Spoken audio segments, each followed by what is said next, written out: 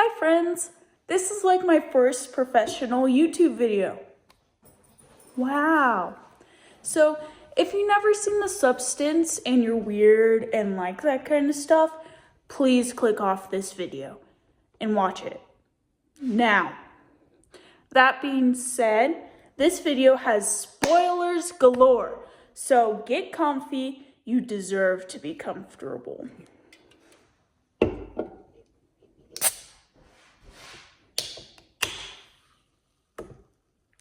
But this movie is gross, so I don't recommend grabbing popcorn. I mean, I ate popcorn whilst watching it, and I'm just fine, but you know.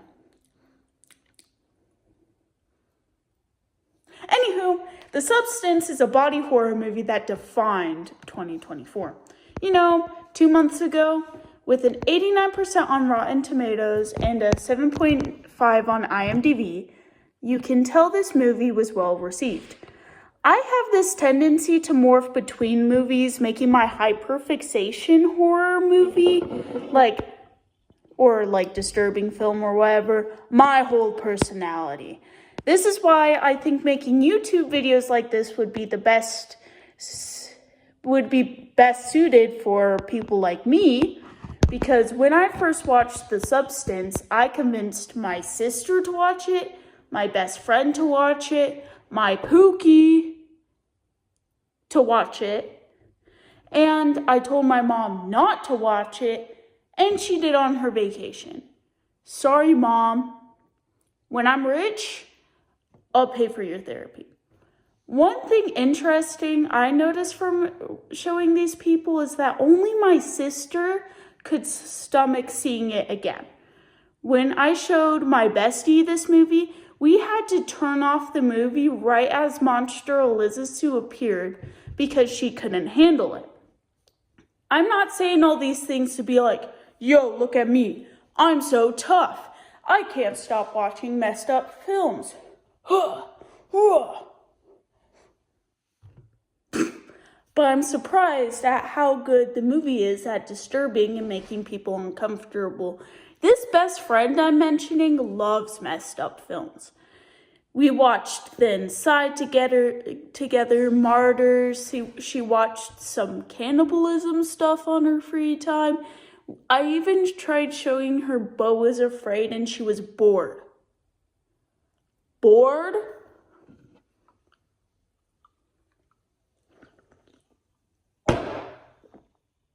But this movie shook her to the core. She was so uncomfortable that she low-key went nonverbal, and I felt bad because I can't read body language that well, and she seemed upset. Luckily, she wasn't mad at me. Yet.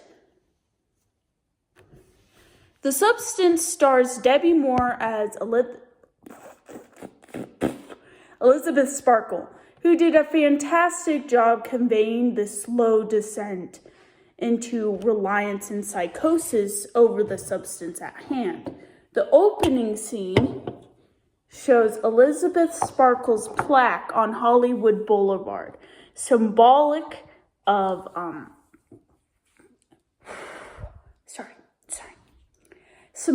her career and high viewing across society upon her name. But everything starts to change once her body beautifully ages, like milk to a man. Men running Hollywood in this movie do not care about women. The following major scene afterwards is Elizabeth needing to use the restroom, but having to go into the men's out of really needing to pee. Look, I'm no better than any other man, girly, but I get you. Her manager guy is conveniently using the urinal by her and is on the phone wanting her to get replaced with a younger, hotter woman, ASAP Rocky. He basically says, in other words, that it's worth nothing to continue to pay a 50-year-old crone to continue to be the aerobics on TV lady, because she was like those shows like in the 80s where they're like, wah, ha, ha. Yeah, do it with me, girlies. Okay, whatever. And so sorry for pausing everything again, but I see something like with these scenes with like the severe lust through youthfulness, even though they are 18 in this movie. In my eyes, it seems a little bit of a pipeline between the sexualization of women and pedophilia. Maybe that's a stretch, but watching this movie as someone around the age that they want to Sue to be, Sue is Elizabeth's like spine clone / replacement, by the way. There's a stark contrast between the show Elizabeth stars in during her career, not really that sexual. It just seemed like a typical exercise video. The video the young, sleek Sue was in, you know, she has quote unquote everything's in the right place, right? It's literally porn. Pump It Up is literally porn. No one in that universe is watching Pump It Up to do aerobics. Sorry, man. They're literally zooming into their butt. They're jonking it to someone who literally looks like they freshly got out of high school. Like, isn't that strange? Isn't that weird that that's like so normal? Or is that like a me thing? Am I being like a stickler? I don't know. Okay, back to the timeline from that rant. Elizabeth hears all of it, drives home to accidentally get in a car crash on her birthday. Yay! Goes to the doctor, she's fine, but she's also like strangely strong. Yeah, she's an athlete, but she's strong. The doctor with very blue eyes, like it's low-key scary. They're like shining. Like the scene where she's like sitting down getting examined by the doctor.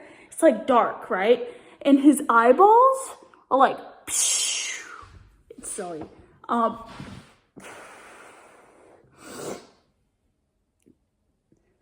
Examines her spine and gives her a card and a USB drive to like the product placement of the substance.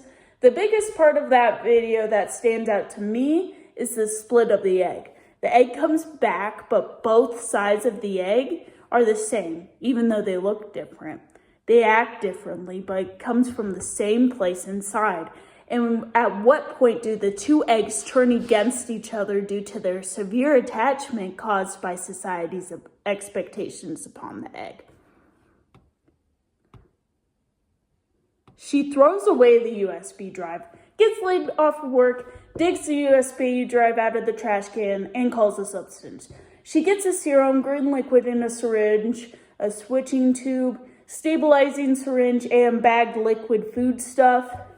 This scene is where she injects the green starting liquid into her body and her eyes splits and she gives birth with her spine.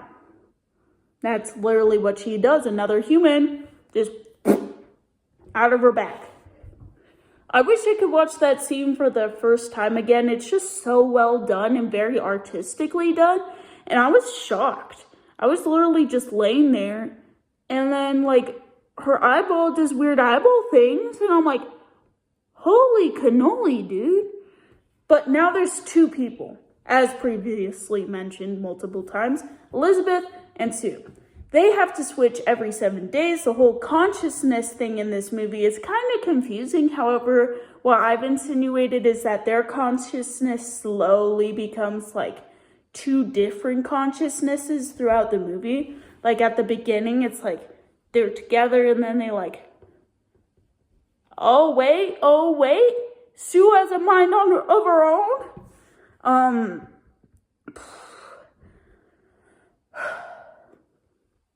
Sue takes Elizabeth's job, and Elizabeth meets Fred. He's literally husband material.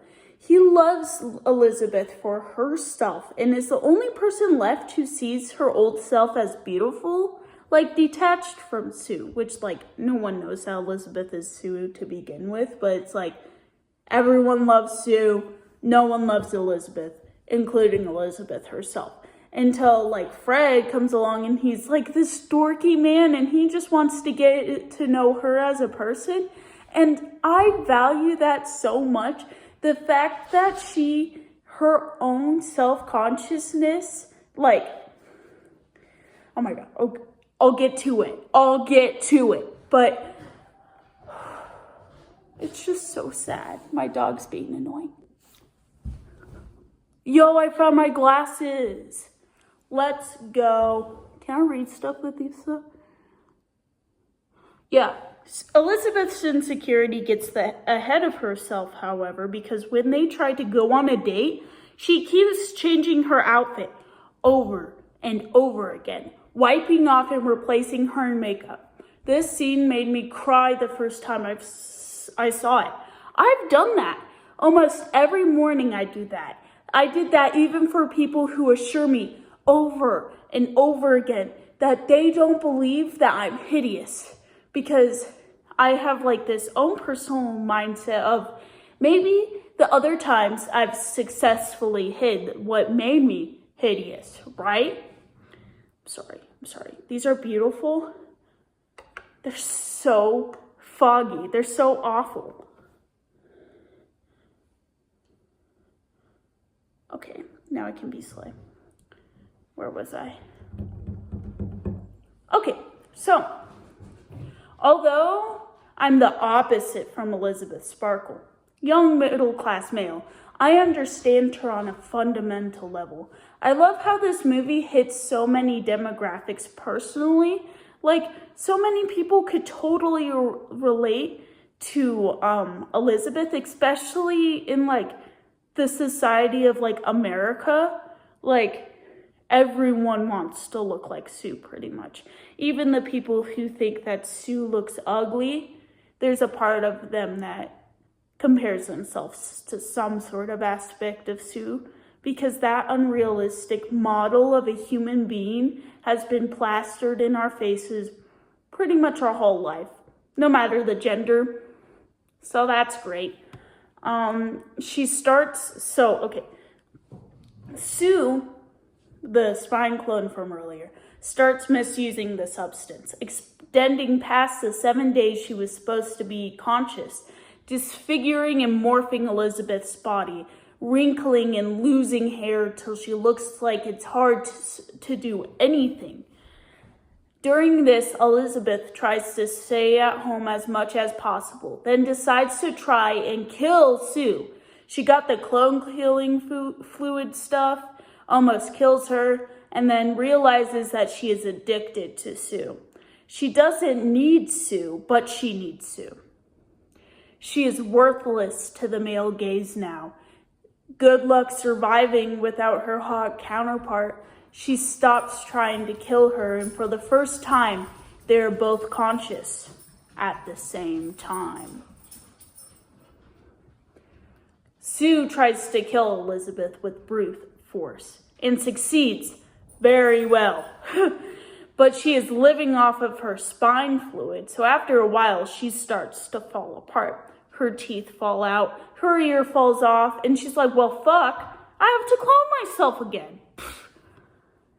Starting the ballad of Monstro Eliza Sue. This part's literally my favorite. I love it so much. This section of the movie is like holy shit of the holy shits. It's so dramatic. Like a boil on her head gives birth to a boob. Everyone is like screaming at her. There's like this little Elizabeth face on her back that's like, she like punctures the boils on the side of her head to wear earrings. Pretty gnarly stuff. Then she bleeds and bleeds. It's so campy and I love it with all my heart. She pretty much bleeds the whole TV screen red with a sprinkler, no fire hydrant, explosion of blood.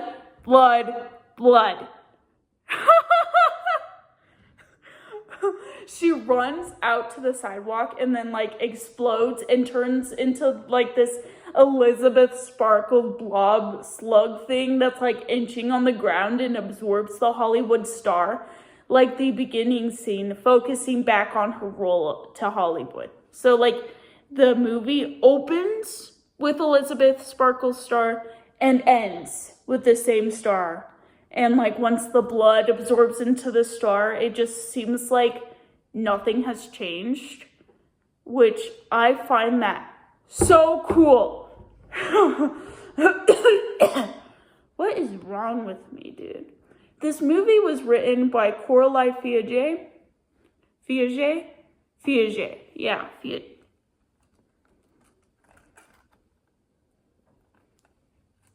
Bro. Anyways, and the eccentric style of film editing and sound production is so flipping impressive.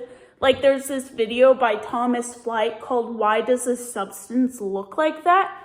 I highly recommend watching that video. I'll link it in the description because I mentioned it, but he perfectly describes like the style of film, like production that follows the film. And I can barely edit film at all. Like, I'm just here to rant. I'm not here to like make a cool looking video. Here. Do you see like the rainbows and the unicorns and the really hot person? Yeah, that's like all I can do. However, I did read some of the script for The Substance for another essay I written for a class, and annotating it was so much fun. I highlighted like every time she was dehumanized and showcasing her slow downfall of self-esteem and blah, blah, blah. I'm sorry, I'm really excited. Yeah, I'm a nerd.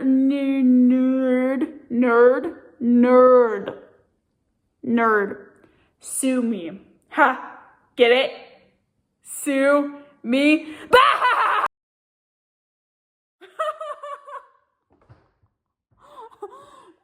If you want to have a conversation with me about the film, please leave a comment down below. I love talking with others about my movies instead of to my phone. And please leave recommendations for other disturbing movies for me to do videos on and like review and stuff. I love discovering new things, and I'm extremely small with 15 epic subscribers. I am fine with that, to be fair, though. I don't care. I just want an outlet to like share like things that I write on my school computer, so it's fine. Thank you for your time. If you have a snake, let me know the name and type, and I'll tell you that I love your snake, because I do love your snake. I want a snake. Yeah. Stay in school. My phone died.